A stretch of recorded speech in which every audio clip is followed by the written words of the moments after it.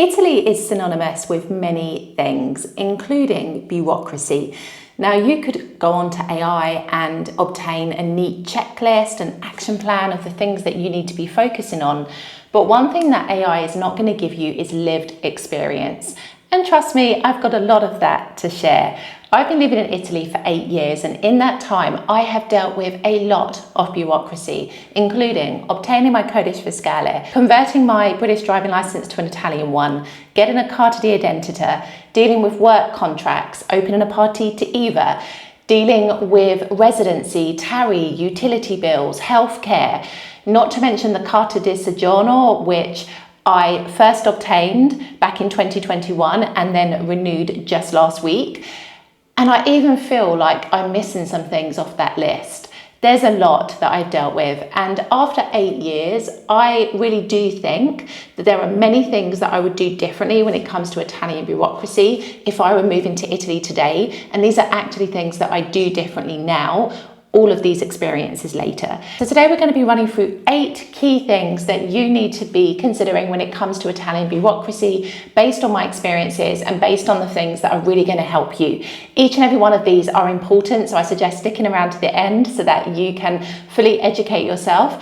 And I've created a special workbook that is going to help you with all of the different stages around bureaucracy here in Italy. It's focusing in on the lessons that I'm talking about in this particular video and the things that I would do differently, but I've designed it in a way where you can take notes and you can make it applicable to you in your own particular situation. I'll put the link up here, but also below in the show notes. Make sure to download your copy. It's completely free. Essentially, this workbook will really help you on your journey to navigating the complex path of Italian bureaucracy. So let's begin with the first aspect that you must consider. You must consider that there are regional differences. Now, this is really the same for all aspects of life here in Italy. Not every part of Italy is the same in terms of procedures and even in terms of the vibe and atmosphere. But specifically when it comes to bureaucracy, and I've got 2 examples from my own experience that prove this.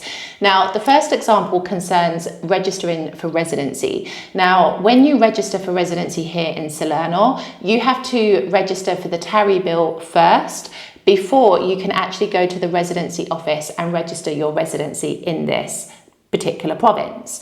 Now, for Palermo, when I registered for residency there, it's the reverse. You actually register your residency first and they have an online portal, but heads up, it doesn't work with every type of document. Like, it didn't recognize my carta di soggiorno, for example. And so I ended up having to wait 6 months for my residency change, which is a process that should take no more than 40 days.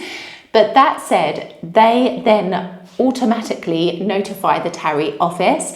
Now, if you don't know what the tarry is the mandatory rubbish tax that every citizen and business in Italy must pay, and it's an important tax. So I prefer the way that Salerno deal with it, in that you are registered for it first, because what happens in Palermo is that sometimes the offices don't communicate with each other, and then it falls on your shoulders to be chasing up trying to obtain the bill, because you will still be liable to pay for it even if you don't receive it on time.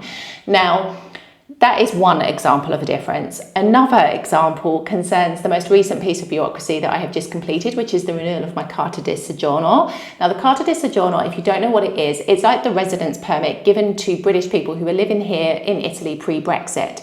Now, it's not supposed to be a mandatory document, but it is becoming increasingly useful to have. And so when it first was issued to us, I was there at the Questura getting it back in 2021.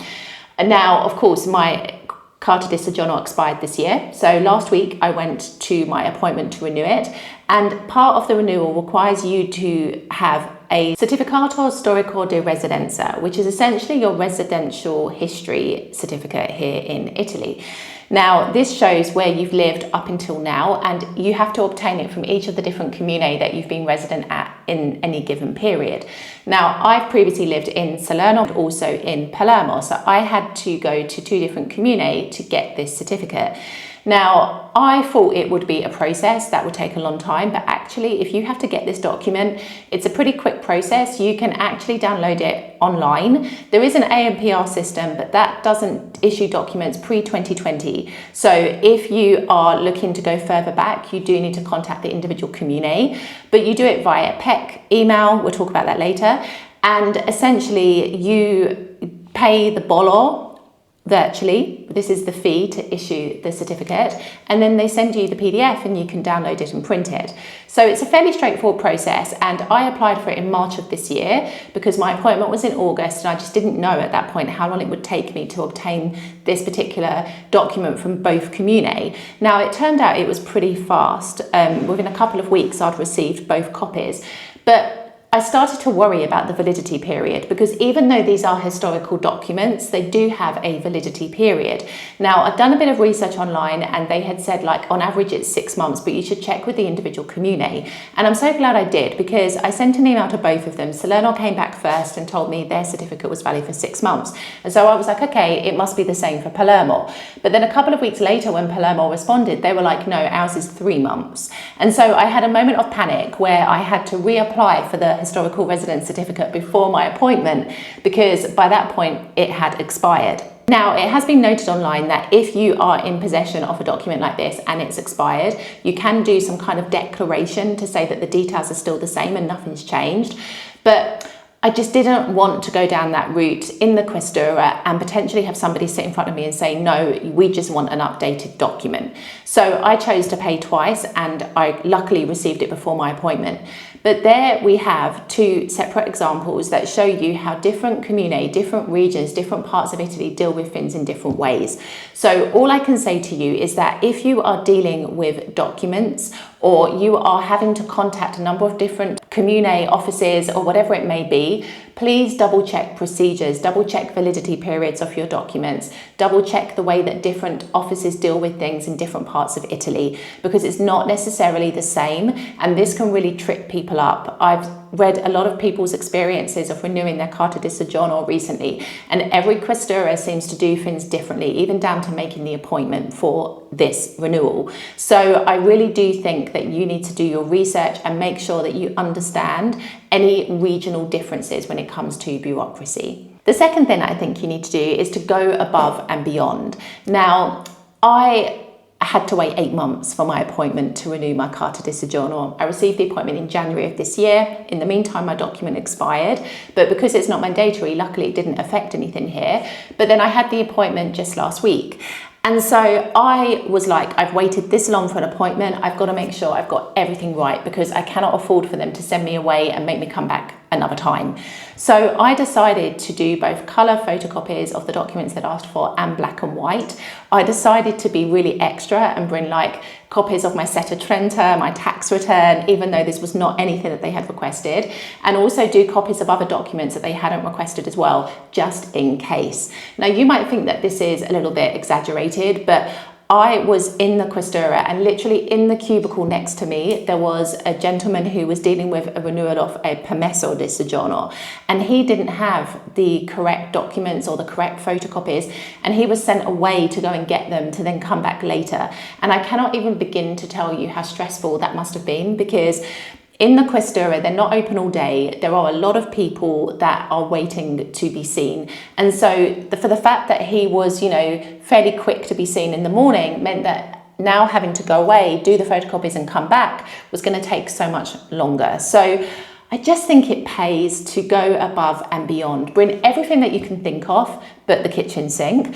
Have a look at the requirements of what is needed for each document that you need to obtain, and just really, really take your time with it. I do think that you need to double check everything. I do think that you need to be looking at what the official websites say that you need to bring, checking if there have been any updates since the last time that you checked, maybe emailing offices direct just to double check that you have all of the correct information. None of this hurts. I really do think that knowing how most of these offices work here in Italy, it pays to have more with you on the day than to not have enough documentation and then have to go back, or in the worst case scenario, be given another appointment. The third thing you're going to need to do is to make sure you use a PEC email. Now, I know some of you don't know what a PEC email is, so I'm going to explain what it is first of all. PEC is like a registered email system that is operational here in Italy, and it's the only way that you can really contact a lot of the government offices. Now, there are many different PEC providers. Personally, I use Aruba and have done so since 2018, and they are fantastic. but you can choose between a number of other suppliers as well. And essentially what this does is give you like a receipt of your email, but it's got like legal status. So essentially every PEC email must be responded within a set number of days. Now, technically it should be 30 days, but some communes have longer response times.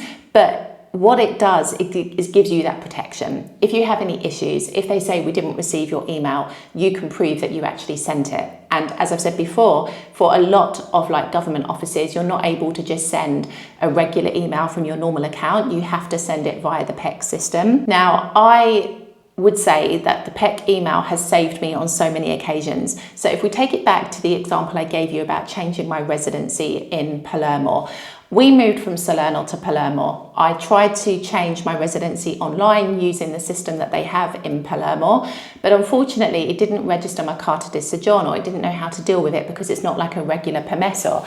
And so I had to keep sending PEC emails to the residency office, asking them what was going on, asking for updates. I kept going in person.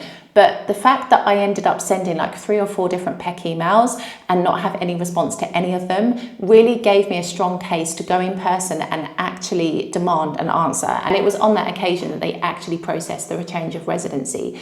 So this is what I mean about how you can build a real case with PEC emails. If people don't respond to you, if you have to go down the route of getting legal advice, or you need to prove your case, or there's a deadline pending, you can prove that you have tried to communicate with these offices.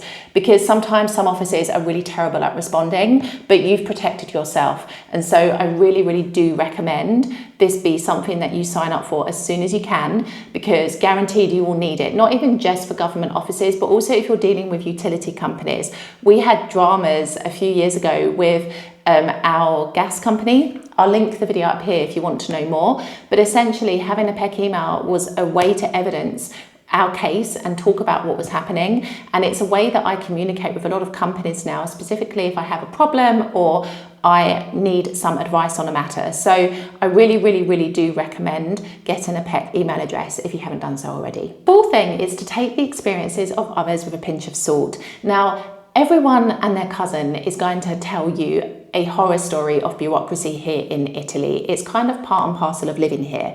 But there's something you need to know, in that no two people's experiences here will ever be the same. I have had a pretty good run with bureaucracy, I'll be honest. I've had a few hiccups here and there, primarily connected to Palermo. But apart from that, I've had a pretty solid run with bureaucracy. And so I have read many horror stories in that time, though, of people who haven't been as fortunate. They've, encountered many hurdles and difficulties and been given misinformation. And I just think that it pays to educate yourself on the experiences of others so that you can be, forewarned is forearmed, as they say. But I do think that you have to recognise that no two people's journeys here in Italy will ever be the same. And so listen to what resonates, but really just release the rest, because people get very negative about the bureaucracy and the systems here in Italy. And I just think that you need to make sure that you educate yourself on what's important, but then just discredit the rest. It's not necessary to take on board everyone's experiences because they're not necessarily going to be your own. I'd also say it depends on the person as well. Like, we all deal with things differently. We all have varying degrees of patience and, organisation, etc. And so it's really hard sometimes to predict what your experience is going to be like based on how somebody else's has been, because we're not wired the same and we don't approach situations in the same way. So it's worth keeping that in mind as well. Number 5 is to be organised. Now, I'm a double Virgo, so this is something that I excel at, but it is surprising how many people leave things to the last minute. Now, it's very rare here in Italy to get an appointment immediately, like subito. Like, appointments here take time. And so you have the time to organise yourself, to get the documents that are needed and to follow the procedures that you need to follow. Now, the reason I talk about this is because I read in a post from somebody recently who was renewing their carta di soggiorno, and they were getting their documents the day before the appointment, and they were in a fluster because they didn't have the right document and they didn't know if they were going to get it in time. And I was just a bit like, this is crazy. Like, I'm pretty certain they didn't give you the appointment yesterday. Like, really and truly be organised with this. Government offices can be pretty slow to respond to requests. It's not going to be like you send a PEC email and the next day you have your document. Like, it can take a bit of time depending on what you need. So give yourself that time, be organised. allow a little bit of extra time, check validity periods of documents in case that you do need to wait a little bit longer before you apply. But whatever you do, make sure that you are organised with this process. Don't leave things to the last minute, because the fact is you risk not having everything that you need for an appointment and then having to return later, or having to delay the process even longer and be frustrated in that moment when all it required was just a little bit more organisation from you. Number 6, stay up to date. This is super important. Policies here, procedures here change from time to time. And so you need to be making sure that you're reading the latest news, that you're kind of staying in touch with other people. Maybe if you have like communities online of people who have to apply for certain documents, you want to make sure that you are always educating yourself on the things that you need to be doing here. And you can do that through official government websites, through reading the news, through joining online forums. But whatever you do, just make sure that you always understand what you need to know about bureaucracy systems here and any changes that may be implemented. It really, really pays to stay informed, because sometimes there are changes that happen, and if you don't know about them, you're on the back foot already, because you need to catch up and understand what you have to do in order to be able to fulfill your appointment. The 7th thing is that you need to have patience. Now, this is not something that I'm always blessed with, I have to be honest. I am a pretty impatient person, because personally for me, when I say I do something, I do it. And so I expect that from everybody else, but that just isn't the way life works here. Now, things take time. As I've mentioned, my most recent appointment for the renewal of my Carta di Soggiorno, I had to wait 8 months for. And trust me, I did try and ask them for an appointment sooner, particularly because I knew my card was expiring in April, but they were having none of it. They were like, nope, this is the first appointment we have available. So you do have to have patience, but you've also got to have patience when you turn up at these offices, depending on where you're going. Not every office will be super organised. You might have a list on the wall where everybody writes their name in order of when they arrive. You might have a ticketed number system. You might have an appointment time. It all depends. But even if you have an appointment time, please know it may not be that time. It might be later. So you've got to consider all of these aspects. Patience is key, and also waiting for the documents. It's not just the process of actually applying for them, but also waiting for them as well can take time. I have been told that I might have more than a 3-month wait to receive my document back. So this is what I mean. Got to have that patience. And the 8th thing, it's a sad thing for me to say, but I need to say it. You've got to be prepared to be spoken to like shit. There's no other nicer way to say it, because unfortunately, especially in the Questura, there's something about the Questura. Now, I know it's not the only place where this can happen, but I've noticed it the most in this place, because the people there will talk down to you like you're something on the bottom of their shoe. Not everyone, and as I've said before, no two people's experiences here will be the same. You might be lucky, in which case cherish the people that you come into contact with who are like that, the way that I did in my last appointment, because I could hear a couple of cubicles down somebody speaking to a person who was renewing their permesso di soggiorno as if they were completely beneath them, telling them to hurry up with bringing out the documents, asking for this document and that document, and the man was shaking. Like, really, it's beyond me why there is no kind of respect in these places. But some people have ego trips, and this is the perfect job for them, because they get to display their authority in this way to people who, unfortunately, in these places, we are dependent on them to process the documents for us. It's not a nice feeling, I can tell you, very humbling. So you've just got to prepare yourself for this. I have been pretty lucky. I've had like a couple of encounters with rude people in these places, but as I said, the last time, the person I was with was pretty okay. So it does depend. It is part and parcel of the experience. It may not happen to you, but I do think, like, if you go to these offices and expect that you might meet somebody who's a bit of a miserable soul, it does give you that kind of added, I don't know, strength, if you like, than if you go there and expect people to be really nice and patient and kind, and then they're not, you know? It kind of softens the blow if you happen to be unfortunate on that particular day. So these are the 8 things that I would definitely do differently now when it comes to dealing with bureaucracy. Don't forget to download your workbook. I'll put the link below in the show notes, because this is going to help you to work through these tips and make sure that you can make notes that are applicable to you on your particular bureaucracy journey. And if you've enjoyed this video here goes into a few more details of what you need to consider when you are dealing with bureaucracy here in Italy. I will see you in the next video.